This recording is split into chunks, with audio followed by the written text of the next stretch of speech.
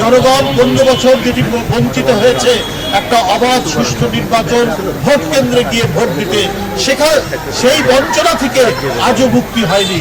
আজও এই অন্তর্বর্তীকালীন সরকার শেখ হাসিনার মতোই নির্বাচন নিয়ে টাল বাহানা করছে।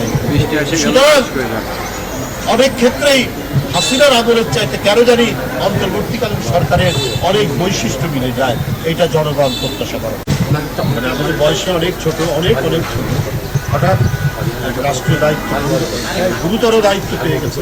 এই জন্য কথাবার্তার ভারসাম্যহীনতা রয়েছে। সে তো আদালতের রায় নিয়ে কাজ করছে, সে তার শপথ নেওয়া কথা, কিন্তু সরকারের পক্ষ থেকে গায়ের জোর নেই। তাহলে চট্টগ্রামের যে আমাদের সাদাত, সে কি করে মেয়র হতে পারবে? সেও তো আদালতের রায় নিয়ে মেয়র হয়েছে। যদি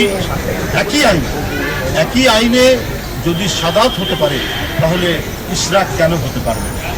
এটা হলো জনগণের জিজ্ঞাসা। আমার সেটা আমি যদি বুঝতাম সে গায়ে আমাকে দিতে হবে, গায়ের জোর দিয়ে একেবারে গিয়ে ভাঙচুর করে বা জোর করে তালা মারতে, সেটা একটা কথা।